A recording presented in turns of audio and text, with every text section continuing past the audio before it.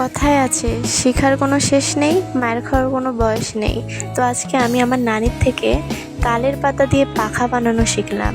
আগের যুগের মায়েরা, খালারা, নানিরা এরকম অনেকেই আছে যে এত কিছু বানাতে জানে, কিন্তু এখনকার যুগের মেয়েরা এইসব কোনো কিছুই বানাতে পারে না। চলো দেখি কিভাবে নানি পাখা বানায়। আর হ্যাঁ, এগুলোকে কিন্তু আমরা হাত পাখা বলি। তোমাদের এলাকায় কি কি বলে এটা অবশ্যই কমেন্ট করে জানাবা। তো দেখতে দেখতে আমার নানি একটা পাখা বানিয়ে কমপ্লিট করে ফেললো। দেখো সবাই, পাখাটা বানিয়ে কিভাবে গিট দেওয়া হচ্ছে, যেন বানানোর পরে ধুয়ে দিলে খুলে না যায়। বানানোর পরে আমাকে বলল এই চারিধারে যেই বাড়তি পাতাগুলো রয়েছে এগুলো কাটতে। তো আমি বসে পড়লাম কাটতে। তো আমার কাটাকাটি প্রায় শেষ। দেখো কি সুন্দর হয়েছে। আমার নানির বানানো দেখে আমার মা বাবা দুইজনের বসে পড়লো তার দেখা দেখি যেন একটু বানাইতে পারে, কিন্তু হলো না, তারা হলো ব্যর্থ।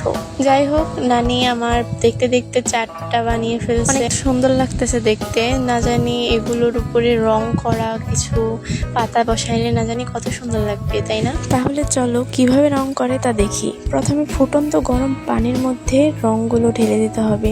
ঢেলে দিয়ে কিছুক্ষণ রাখার পরে পাতাগুলো রঙের ভিতরে নাড়তে হবে। নেড়ে নেড়ে পাতাগুলো একদম এরকম লাল রং করতে হবে, তাহলেই পাতাগুলোর মধ্যে বসালে অনেক সুন্দর লাগবে। সেই পাতাগুলো এইভাবে রোদে একটু শুকিয়ে নিতে হবে হালকা।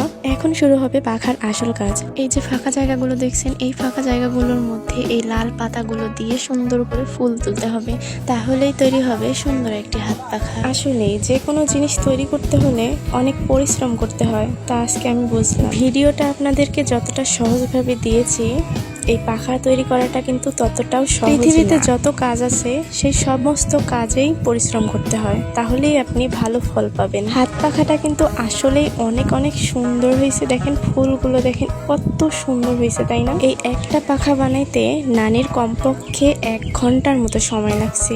দেখেন এইটা হচ্ছে একদম আসল লুক, আর তারপরেও অনেক কাজ রয়েছে এখানে আপনাদের দেখাবো। মাশাআল্লাহ, আমার নানির হাসিটা অনেক বেশি কিউট ছিল কিন্তু, তাই না?